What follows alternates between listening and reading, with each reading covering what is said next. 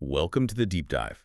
Today we're plunging into a truly fascinating and often complex legal saga. It really sheds light on how the justice system relentlessly pursues restitution for victims of large-scale deception. We're talking about the Taiwan Civil Government and its, well, central figure, Lin Zan. Yeah, and the story we're exploring, it isn't just about the initial criminal charges, right? It's more about the intricate and, frankly, determined ways the civil courts are navigating the aftermath of a really sophisticated fraud. It's a remarkable illustration, I think, of how victims can pursue justice and financial recovery, even as the primary criminal proceedings are still, working their way through the appeals process, which can take a long time. Right. This deep dive will really focus on how justice, in its various forms, finds a way through this incredibly complex web of deceit. And you've given us quite a stack of sources, detailed court judgments, recent legal analyses. Yeah. So our mission today is to cut through the legal jargon, simplify the twists and turns, and really pull out the most important nuggets of knowledge for you, the listener. We're going to show you how Lin Zhan's civil liabilities are intensifying. Not just because of her direct, proven involvement in the fraud, but also because of a crucial, almost unbelievable procedural mistake concerning her late husband's estate. Yeah, that part's pretty wild. It really is. So this isn't just about a fraud case. It's about the legal system's incredible persistence in securing justice for those who are deceived, even when facing these elaborate schemes and, well, unexpected complications. Exactly. So to really get a handle on these civil liabilities, we first need to understand the Taiwan Civil Government itself. Could you maybe explain what this organization actually was and what were the core deceptions it was built on? Sure. So at its core, the Taiwan Civil Government, or TCG, as we might call it, was a highly deceptive organization. It was primarily led by Lin Qisheng, but Lin Zhan, his wife, was very actively involved. The courts have meticulously established that this group was founded on a completely fabricated political narrative. Fabricated how? Well, they falsely claimed that Taiwan's legal status was Japanese territory under U.S. military occupation.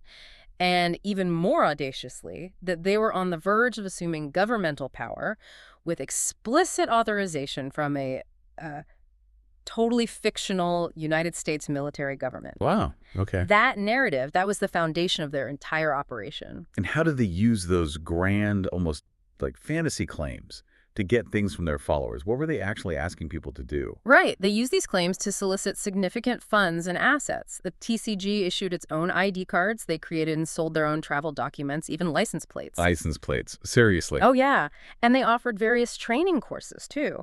Members were led to believe that these items, this training, would grant them substantial benefits once this supposed power transfer happened. Benefits like what? We're talking promises of highly favorable currency exchange rates, generous government pensions, even free health care.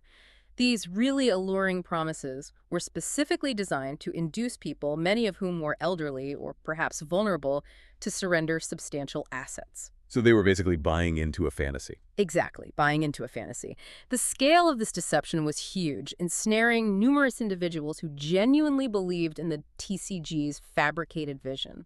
Clearly not a small operation then. Yeah. What was Lin Zhan's specific role in all this? How central was she to managing it and keeping the deception going? Oh, she was absolutely central, far from just being a bystander. The criminal judgment, specifically the first instance verdict, it meticulously documented her profound involvement. Lin Zhan actively managed the organization right alongside her husband, Lin Qisheng. She played a key role in representing the TCG at various international events, carefully crafting this facade of legitimacy. Giving it credibility it didn't deserve. Precisely. Lending credibility to their false claims. Furthermore, she was directly and intimately involved in managing the group's finances, handling large sums of money, directing operations. The courts ultimately found her guilty of hundreds of counts: fraud, aggravated fraud, money laundering. She got a consolidated prison term of 19 years and a substantial fine of NT$2 million. 19 years. Yeah. That conviction really underscored her indispensable active role in the whole fraudulent scheme.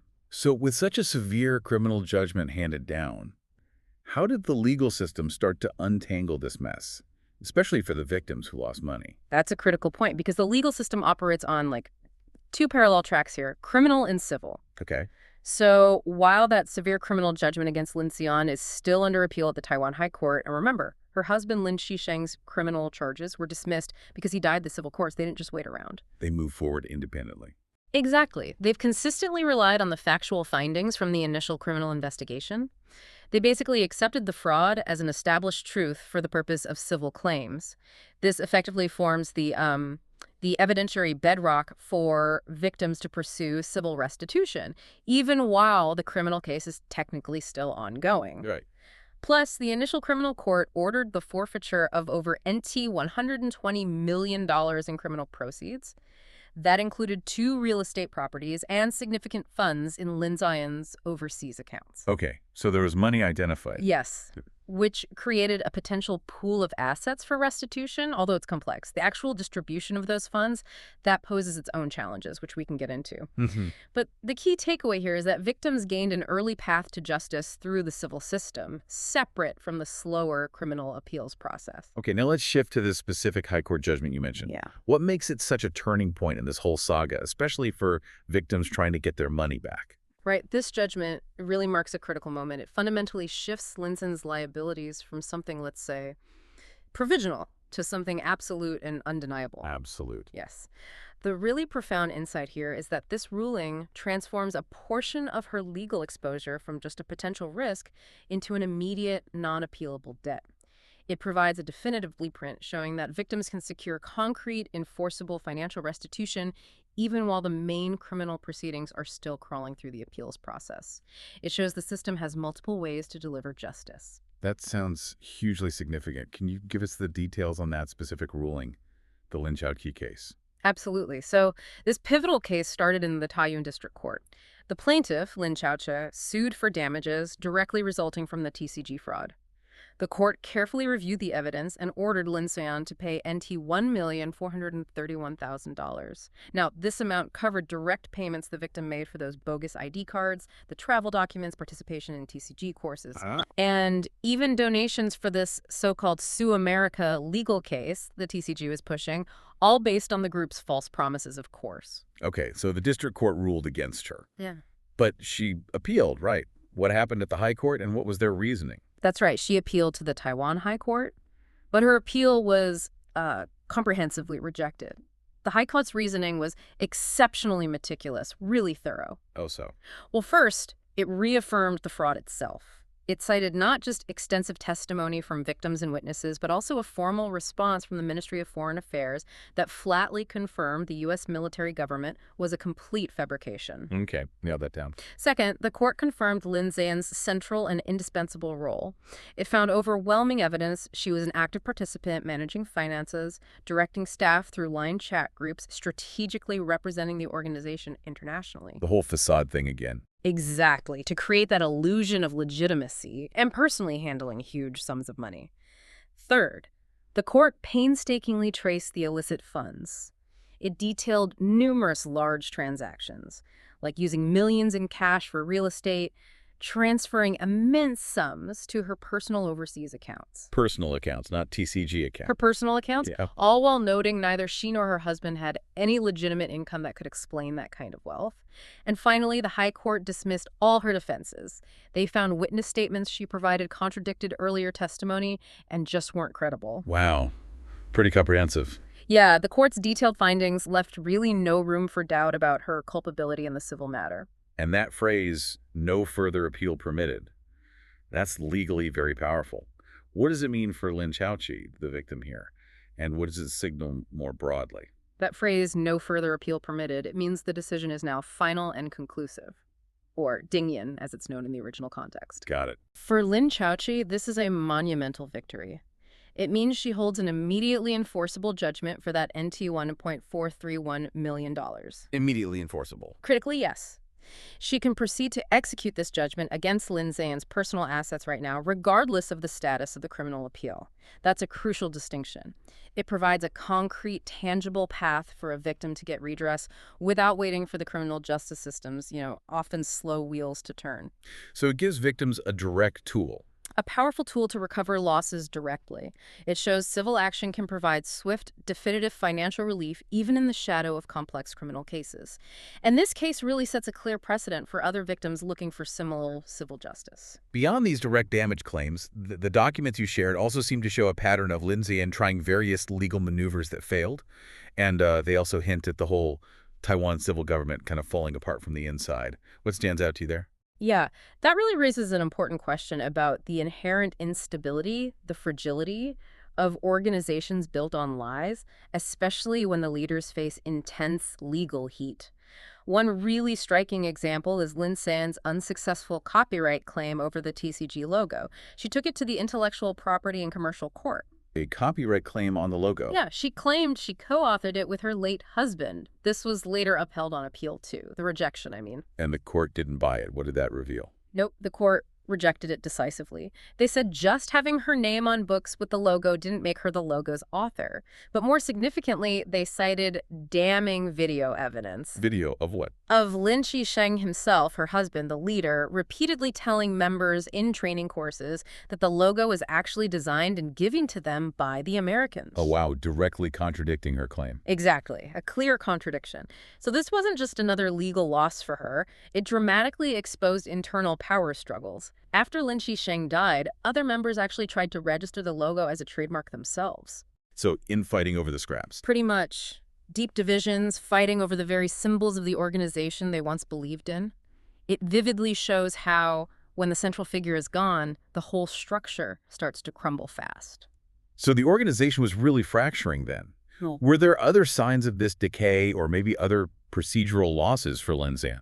Absolutely. The decay was pretty evident elsewhere, too. Another example comes from a Hsinchu District Court case about Lin Sheng's NT $10 million bail money. Okay. A group of his supporters, the ones who actually raised that large sum for his bail, they sued the guarantor to get it back after Lin Sheng died.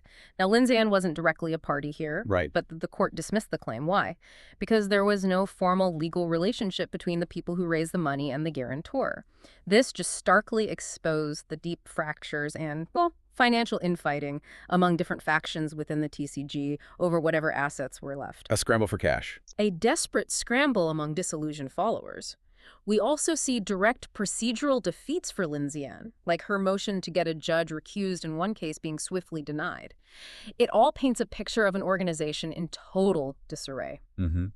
Which brings us to another crucial point about Lin Zian's overall financial situation. It isn't just her own actions creating these liabilities, is it? There's this whole other layer of responsibility. Indeed, that's exactly right. Totally separate from her direct personal liability for the fraud she committed, Lin Zian now faces this formidable second layer of litigation. Which is? As the sole heir to her late husband, Lin Sheng's estate. This significant extra responsibility was sealed by what seems like a critical yet tiny procedural mistake on her part. The inheritance thing. Yes. She failed to formally waive her inheritance rights within the statutory 3-month deadline after her husband died. And the source said she missed it by just one day. That seems like such a small detail with huge consequences. It truly is. That seemingly minor error, missing the deadline by a single day, had profound, far-reaching legal consequences. It really highlights a powerful lesson. Even one day's procedural misstep can completely change someone's liability. How so? By not waiving the inheritance in time, she became the universal successor, meaning she inherited all of her late husband's assets and, crucially, all of his debts and legal obligations. So she inherited the debts too. Everything. Not just potential wealth, but also the significant financial liabilities from his role in the TCG fraud. An unbelievable legal bind. Can you give us a concrete example of how that inheritance liability is actually hitting her now? Certainly. Take case 108 Zhang Suzian, not 22. This was a dispute over the unlawful occupation of the TCG's central headquarters. The court found Lin Sheng's estate liable for about NT $63,000 in unjust enrichment, basically, benefiting unfairly for using the property without authorization. Okay. And because Lin Zian is the heir, she became the defendant. She's directly responsible for that debt, which would otherwise have just been against his estate. Wow. Any other examples? Yeah, another case, 110 Suzy Noid 82. This involved a claim for repayment of a NT $900,000 loan supposedly made to Lin Sheng. Now, the court ultimately dismissed this specific case because the plaintiff couldn't sufficiently prove the loan actually existed. Okay, so she won that one. She didn't have to pay that specific claim, yes, but it vividly demonstrates the legal exposure she now carries. As the heir, she's the named party in these claims. She inherits the liability, meaning she has to deal with proving or disproving debts incurred by her husband. So it's a huge ongoing burden. A massive burden. On top of her own direct liabilities, she has to contend with any and all claims against his estate.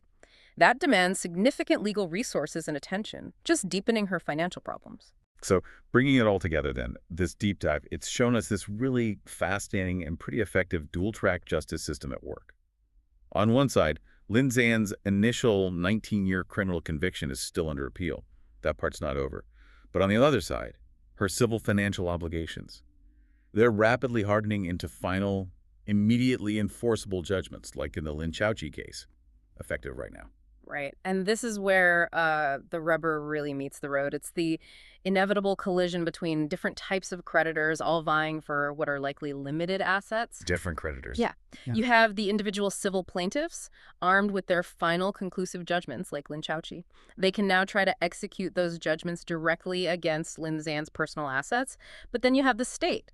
Once the criminal conviction is finally conclusive, the state will move to seize and distribute that massive NT $120 million in forfeited criminal proceeds. For all the victims. For the benefit of all recognized victims, yes.